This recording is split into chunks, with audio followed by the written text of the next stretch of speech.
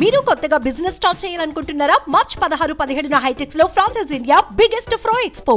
అనకాపల్లి జిల్లాలో జనసేన పార్టీని సంస్థాగతంగా నిర్మాణం చేయడంతో పాటు ఈసారి ఖచ్చితంగా జనసేన నుంచి పోటీ చేసి గెలుస్తాను అనే ఒక నమ్మకమైన ఆలోచనతో ముందుకు వెళ్తూ ప్రజల్లో ఉండడమే కాదు బూత్ లెవెల్లో కూడా ఒక స్ట్రక్చర్ క్రియేట్ చేసుకుని నాకు జనసేన పార్టీ అధిష్టానం తీవ్రమైన అన్యాయం చేసింది.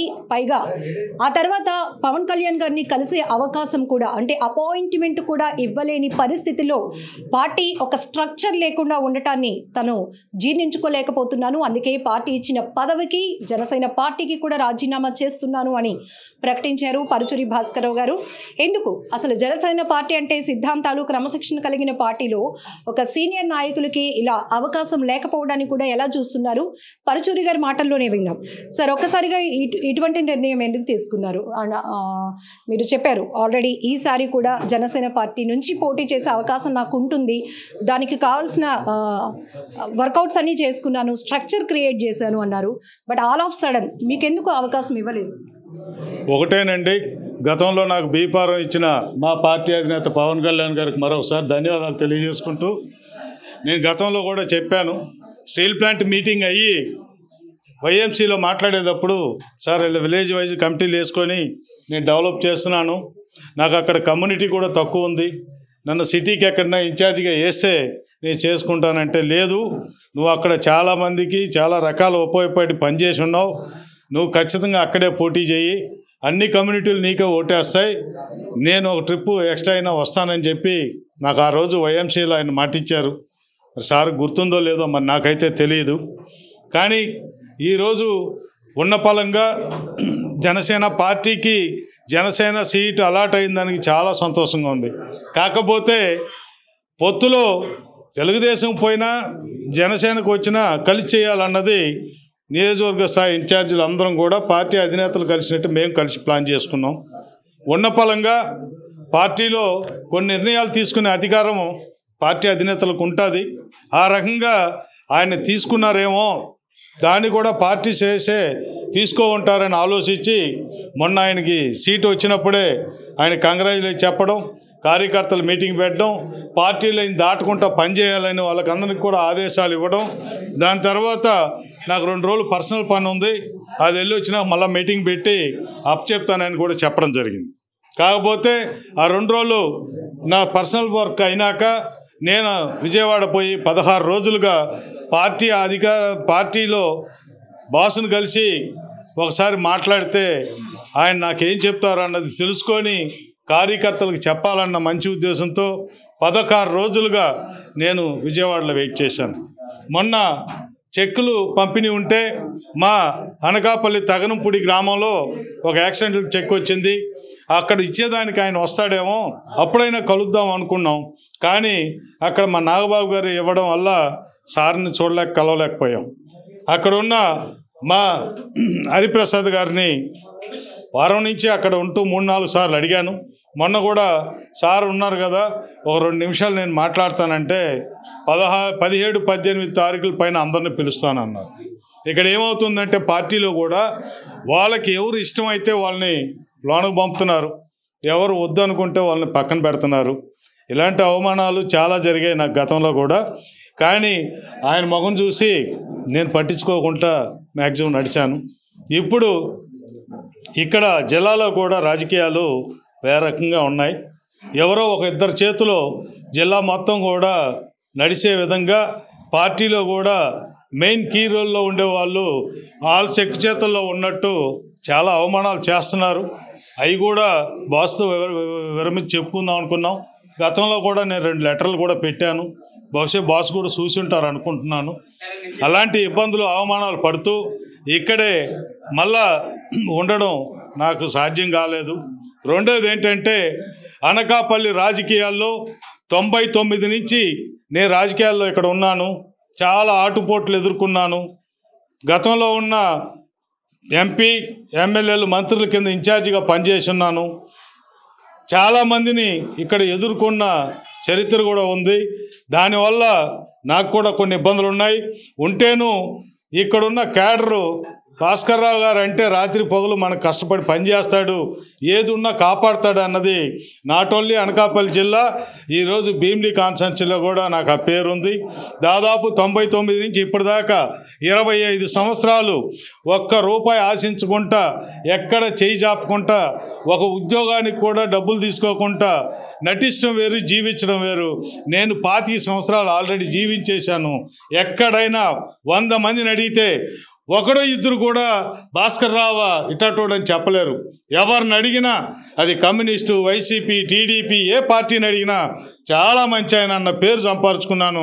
రాజకీయాల్లో పదవులు లేకపోయినా కూడా పదవులు తెచ్చుకొని పదవిలో ఉంటూ ముందు పోతే వెనక్కి తిట్టే వాళ్ళకన్నా ఈరోజు పదవి లేకపోయినా నాకున్న పేరును చూసావు, అదే చాలు నాకు. మీ అధిష్టానం మీకు అన్యాయం చేస్తుందని తీవ్ర ఆవేదనలో మీరైతే ఉన్నారు. ఖచ్చితంగా నేను ఈసారి పోటీ చేస్తాను, గెలుస్తాను, అధ్యక్ష అనే పదాన్ని వాడతాను అనే ఒక బలమైన కోరిక వెనుక ఏమైనా రీజన్ ఉందా? ఒకటేనండి, నేను 79లో ఇందిరాగాంధీ ఎంజీఆర్ పార్టీని డిజాల్వ్ చేసినప్పుడు 6వ తరగతి హాఫ్ ఇయర్లీ ఎగ్జామ్లో ఇంటికాడ ఉంటే అంబాసిడర్ కారులో పొనలు కట్టుకొని ఎవరో మాట్లాడుతూ వస్తే రిక్వెస్ట్ చేసి ఒక 2 minutes ఒక మంచి సబ్జెక్ట్ మాట్లాడాను. అప్పుడు మీ వయసు? నా వయసు 6వ తరగతి అంటే మీరు లెక్కేసుకోండి, 12-14 వయసు. 6th క్లాస్లో నాకు రాజకీయంగా ఒక ఆశ పుట్టింది. మనం కూడా ఎప్పుడైనా ఎమ్మెల్యే అయితే ఎలా ఉంటుందని అనిపించింది. అప్పటి నుంచి ఇప్పుడు దాకా అక్కడ 3 టర్ములు మాకు తెలిసిన ఆయన్ని గెలిపించుకున్నాను. అనాక నేను 2001లో 84 నుంచి వస్తూ పోతూ 90 నుంచి వైజాగ్లోనే స్థిరపడిపోయాను. అప్పుడు కంటా శ్రీనివాసరావు గారు అనకాపల్లి ఎంపీగా రావడం, ఆయనతో పాటు కంటిన్యూగా మొన్న భీమిలి ఆయన పూర్తయ్యే వరకు, భీమిలి గెలిచే వరకు కూడా కష్టపడ్డాను. దాని తర్వాత కొన్ని కారణాల వల్ల నేను బయటకు రావాల్సి వచ్చింది. అప్పుడు నాకు అనకాపల్లి అంటే చాలా ఇష్టం. అందుకోసం ఇక్కడ పోటీ చేయాలని ఇండిపెండెంట్ అని మొట్టమొదటిసారి బాసును కలిశాను. 1 hour 45 minutes బ్రహ్మాండంగా మాట్లాడారు, టీ కాఫీ ఇచ్చారు. కొన్ని సందర్భాల వల్ల ఆయన అప్పటికప్పుడు నిర్ణయం తీసుకోలేక చివరిలో అయితే పిలిచి ఇచ్చిన దానికి మరోసారి పవన్ కళ్యాణ్ గారికి ధన్యవాదాలు తెలియజేసుకుంటూ అక్కడి నుంచి ఇప్పుడు దాకా ఏ చెడ్డ పేరు లేకుండా రాజకీయాన్ని నడిపాను. మీరే చూశారు ఆఫీసు. ఈరోజు 24 hours ఎంత పెద్ద ప్రోగ్రాం చేయాలన్నా ఎవ్వరు చేయలేరు, నేను అనుకుంటే చేయగలుగుతాను. ఈరోజు కూడా నా క్యాంప్ ఆఫీస్లో 14 లక్షల రూపాయల మెటీరియల్ స్టాక్ ఉంది. ఫ్రేములు కానీ, కర్రలు కానీ, జెండాలు అయితే 9,50,000 రూపాయలు వర్తున్న జెండాలు కూడా ఈరోజు నేను స్టాక్ పెట్టున్నానంటే పూర్తిగా మీరు సిద్ధమైపోయారు. నేను పోటీకి సిద్ధమయ్యాను. ప్రచారం కూడా కొనుక్కున్నాను. ఖచ్చితంగా నాకు సీటు వస్తుంది అనుకున్నాను. ఇప్పుడు సీటు రాలేదని బాధ కన్నా కూడా పార్టీలో ఈ అవమానాలు పడలేకే నేను బయటకు వెళ్తున్నాను. గంటా గారి గెలుపులో కీలక పాత్ర పోషించిన మీరు మీ పొలిటికల్ కెరియర్లో ఎందుకు సక్సెస్ కాలేకపోతున్నారు? అంటే కారణాలు ఏంటి? అంటే నేను బయటకు వచ్చి పోటీ చేయాలనుకున్నదే 7-8 ఏళ్ళకు ముందు. అప్పటికి అనకాపల్లి ఎన్నుకోవడం, తిరగడం, మొన్న ఎలక్షన్కి పవన్ కళ్యాణ్ గారు నాకు దీపారం ఇవ్వడం, అక్కడ 9 రోజులు 10 రోజులు వ్యవధిలో నేను రాజకీయాల్లోకి వచ్చినప్పటికీ మాకు అప్పుడు ఓటుకు నోట్లేదు అనడం. రెండోది తక్కువ రోజులు ఉన్నాయి కాబట్టి అప్పుడు నాకు అవకాశం లేదు. నేను అందుకే ఈరోజు ఎంటైర్ ఆంధ్ర రాష్ట్రంలో ఎవరు చేయని విధంగా ఒక డిఫరెంట్ స్ట్రక్చర్ కూడా రెడీ చేసి పెట్టుకున్నాను. అంటే 25 ఇళ్ళకి ఒక రోడ్డు వేశాను. 25 ఇళ్లల్లో ఇక్కడ చూడండి మీరు, జేఎస్పీ 50 ఓట్లు, Janasena, TDP 25, YCP 40, others neutral 10. అంటే మాకు 75, 2 పార్టీలు కలిసే 75 ఓట్లు. ఇంకా 40 ఓట్లు వైసీపీ, 10 ఓట్లే న్యూట్రల్ ఉన్నాయి. దీంట్లో ఎంత లాగగలిగితే అవి ప్లస్ అవుతాయి. అంటే బిఫోర్ ఎలక్షన్ 10% ప్లస్ ఆర్ మైనస్లో నా కాన్స్టిట్యున్సీ గెలుపు గురించి పోలింగ్కి ముందే చెప్పగలిగిన నాలెడ్జి, అనుభవం రాజకీయంగా నాకు ఉంది కాబట్టి నేను ఈ రకంగా స్ట్రక్చర్ రెడీ చేశాను. సరే, ఏది ఏమైనా రాజకీయాల్లో నేను మొన్న చెప్పాను, ఒక రాముడి కథ కూడా చెప్పాను, బట్ మీకు చెప్పలేదేమో, మీకు మళ్ళీ చెప్తాను. రాముడు తన కొడుకైన రాముడికి పట్టాభిషేకం చేయాలని బ్రహ్మాండంగా అలంకరణ ఆర్పాటాలు చేసుకొని రెడీ చేసుకుంటే రాజ్ దర్బార్లో రాముడు వచ్చి నిలబడ్డాడంట. అప్పుడు దశరథ రాముడు అన్నాడని అనుకున్నారంట, అయ్యో నా రాముడు నా కొడుకు పట్టాభిషేకం కల్లారా చూడాలని. అప్పుడు కైకేయి లేచి, స్వామి నాకు ఒక మాట ఇచ్చారు, ఆ మాట ఇప్పుడు నెరవేరుస్తారా అని అడిగిందంట. ఆయన ఆ సంతోషంలో ఏదో అనుకొని, చెప్పండి మహారాణి గారు నేను పూర్తి చేస్తాను అనడం. ఆవిడ కైకేయి గారు లేచి, స్వామి నీ కొడుకు రాముడికి కాదు పట్టాభిషేకం, నాకు నీకు పుట్టిన కొడుక్కి భరత్కి పట్టాభిషేకం చేయాలని చెప్పి అంటానే దశరథ రాముడు కుమిలిపోయి కుంగిపోయి అట్నే కూర్చున్నాడంట. తప్పని పరిస్థితుల్లో రాముడికి జరగాలని పట్టాభిషేకం కైకేయి కొడుకు జరిగి, పట్టాభిషేకం చేసుకోవాల్సిన రాముడు కూడా 14 సంవత్సరాలు వనవాసం వెళ్ళిపోయాడు. అంటే దేవుడు లాంటి రాముడికి అలా అన్నప్పుడు మానవ మాత్రమైన మనం ఎంత అనుకున్నాం. కాకపోతే ఓ చిన్న బాధ, రాముడికైనా 14 సంవత్సరాలు మాత్రమే వనవాసం వెళ్ళాడు. నేను 99 నుంచి 24 అంటే ఆయన కన్నా కూడా ఇంకా 8 ఏళ్ళు ఇంకా ఎక్కువ వనవాసం అనుభవిస్తున్నానేమో అని అనిపిస్తుంది. నెక్స్ట్ అయినా మంచి రోజులు వస్తాయని భావిస్తున్నారా? ఇప్పటికే మీరు టీడీపీ, జనసేన ఇప్పుడు కొత్త పార్టీలో చేరబోతున్నారు. కాంగ్రెస్ పార్టీ నుంచి కూడా మీకు ఆహ్వానం అందినట్టు తెలుస్తోంది. సో ఏమైనా రియాక్ట్ అవబోతున్నారా? ఎట్లా? నేను ప్రస్తుతానికైతే నన్ను ఏ పార్టీ అప్రోచ్ అవ్వలేదు. నేను రాజకీయాలుగా ఏ నిర్ణయం తీసుకోలేదు.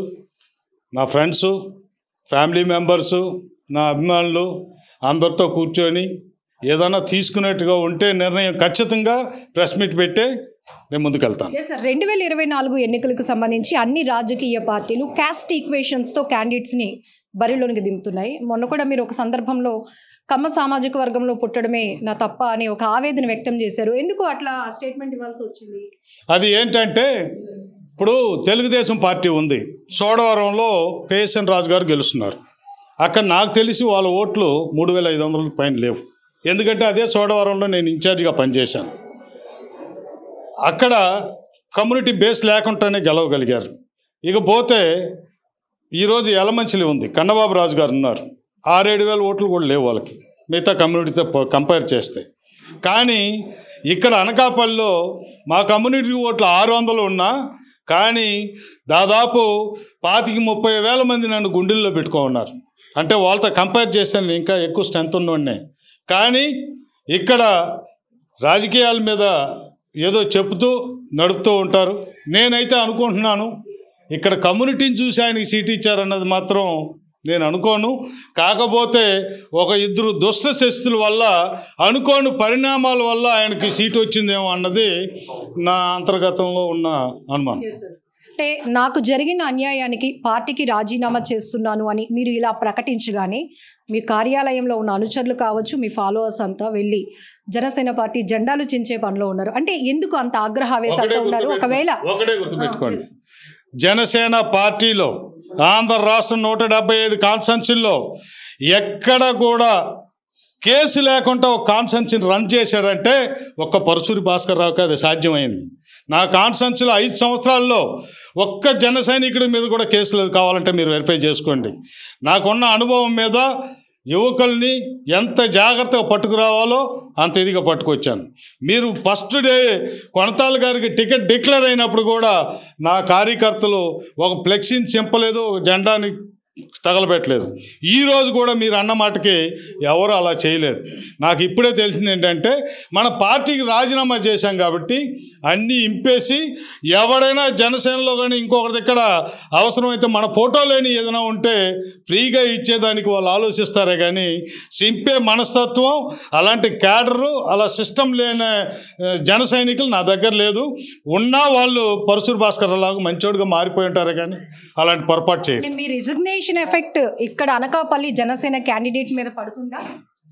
మీరే మాకు ఒక పేపర్లు చూపించారు. ఆల్రెడీ గ్రౌండ్ రియాలిటీలో నేను ఒక స్ట్రక్చర్ క్రియేట్ చేసుకున్నా, ఇన్ని మండలాలు ఉన్నాయి, ఇన్ని మండలాల్లో పొత్తుతో వెళ్తే జనసేనకి తెలుగుదేశం పార్టీకి వచ్చే ఓట్లు ఎన్ని, ఇన్ని క్యాలిక్యులేషన్స్ చేసుకున్నప్పుడు సో మీరు చెప్తున్నట్టు ఒక రాంగ్ డెసిషన్ మీ అధిష్టానం తీసుకుందా అనకాపల్లి విషయంలో? కొన్ని విషయాలు ప్రెస్లోనే మాట్లాడకూడదు, అవి బాగోవు. కాకపోతే ఒకటే, పరుచూరి భాస్కర్రావుకి మిస్ కాల్ ఉంటే కూడా మళ్ళీ ఫోన్ చేసి కార్యకర్త మాట్లాడతాను. పరుచూరి భాస్కర్రావుని కలవాలంటే బెడ్రూమ్లో ఉన్నాడు వచ్చి కలుస్తారు. అంటే నా దగ్గర ఉన్న ఫ్రీడాన్ని బట్టి వాళ్ళ అభిమానం ఒక లెక్కలో ఉంటుంది. అవతల వాళ్ళ దగ్గరికి వెళ్ళినప్పుడు వాళ్ళు ఇచ్చే ఫ్రీడాన్ని బట్టి వాళ్ళ మీద అభిమానం ఉంటుందా లేదా అన్నది వాళ్ళు జరుపుకునే విధానాన్ని బట్టి కార్యకర్తలు తీసుకునే నిర్ణయం ఉంటుంది. జనసేన పార్టీ కోసం ఇప్పటి వరకు మీరు చాలా సాక్రిఫైస్ చేశాను అని చెప్తున్నారు. ఎంతవరకు నష్టపోయి ఉంటారు? ఇక్కడ డబ్బు సమస్య కాదండి. పరుచూరు భాస్కర్ 6వ తరగతిలో మైక్ పట్టుకున్నప్పుడు ఎమ్మెల్యే అవ్వాలా అనుకున్నాను. దాని గురించే పాకులాటగా తప్పితే ఒక్కసారైనా అసెంబ్లీలో అధ్యక్ష అనాలన్నది నా ఎయిమ్. ఖర్చు డబ్బులు వీటి గురించి నేను ఆలోచించలేదు. దాని గురించి చెప్పాల్సిన అవసరం కూడా లేదు. నేను ఎవరి దగ్గర చేయి చాపే రకం కాదు కాబట్టి ఎవరైనా ఈరోజు నష్టపోయింది ఇస్తానని వచ్చినా తీసుకునే మనస్తత్వం అలాంటి మెంటాలిటీ పరుచూరు భాస్కర్రావుకి లేదు. ఫైనలీ సార్, పవన్ కళ్యాణ్ గారి కోసం ఆయన ఆశయాలు సిద్ధాంతాలు నచ్చి పార్టీలోనికి వెళ్ళాను అన్నారు. ఇప్పుడు అదే పార్టీలో మీకు అన్యాయం జరగటం వల్ల బయటకు వస్తున్నాను అంటున్నారు.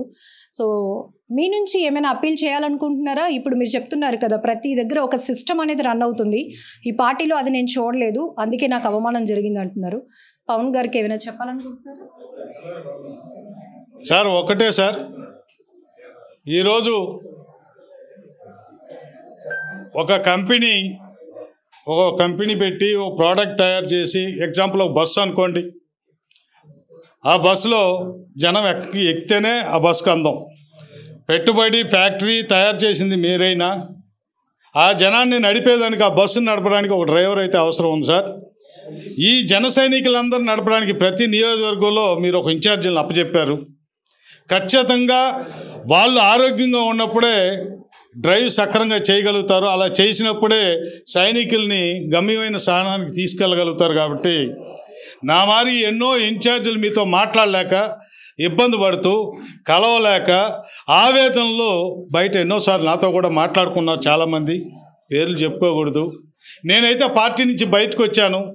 ఖచ్చితంగా ఎప్పుడు కూడా మీ మీద నాకు ఇబ్బంది లేదు, కోపం లేదు, బాధ లేదు.